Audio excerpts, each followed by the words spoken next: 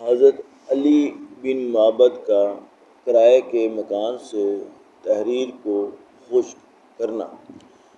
علی رحمۃ اللہ علیہ بن معبد ایک محدث ہیں۔ فرماتے ہیں کہ میں ایک کرائے کے مکان میں رہتا تھا۔ ایک مرتبہ میں نے کچھ لکھا اور اس کو خشک کرنے کے لیے مٹی کی ضرورت ہوئی۔ کچی دیوار تھی۔ مجھے خیال آیا کہ اس پر سے ذرا سی کھرچ کے تحریر پر ڈال لوں۔ پھر خیال آیا کہ مکان کرائے کا ہے جو رہنے کے واسطے کرائے پر لیا گیا، نہ مٹی لینے کے واسطے۔ مگر ساتھ ہی یہ خیال آیا کہ اتنی ذرا سی مٹی میں کیا مذائقہ ہے، معمولی چیز ہے۔ میں نے مٹی لے لی اور رات کو خواب میں دیکھا کہ ایک صاحب کھڑے ہیں جو یہ فرما رہے ہیں کہ کل قیامت کو معلوم ہوگا یہ کہنا کہ معمولی مٹی کیا چیز ہے۔ فائدہ: کل معلوم ہوگا کا بظاہر مطلب یہ ہے کہ تقویٰ کے درجات بہت زیادہ ہیں۔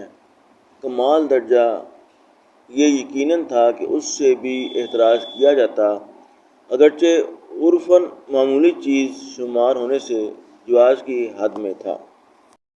حضرت علی بن معبد کا کرائے کے مکان سے تحریر کو خشک کرنا۔ علی رحمۃ اللہ علیہ بن معبد ایک محدث ہیں۔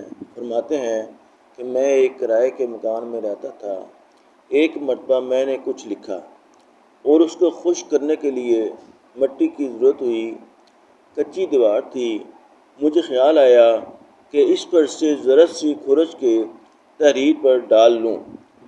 پھر خیال آیا کہ مکان کرائے کا ہے جو رہنے کے واسطے کرائے پر لیا گیا، نہ مٹی لینے کے واسطے۔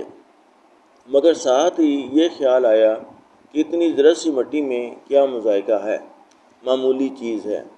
میں نے مٹی لے لی اور رات کو خواب میں دیکھا کہ ایک صاحب کھڑے ہیں جو یہ فرما رہے ہیں کہ کل قیامت کو معلوم ہوگا یہ کہنا کہ معمولی مٹی کیا چیز ہے۔ فائدہ: کل معلوم ہوگا کا بظاہر مطلب یہ ہے کہ تقویٰ کے درجات بہت زیادہ ہیں۔ کمال درجہ یہ یقیناً تھا کہ اس سے بھی احتراز کیا جاتا، اگرچہ عرفاً معمولی چیز شمار ہونے سے جواز کی حد میں تھا۔ یا اللہ، جو کچھ پڑھا گیا، سنا گیا، سنایا گیا، یا اس پر عمل کرنے کی توفیق عطا فرما۔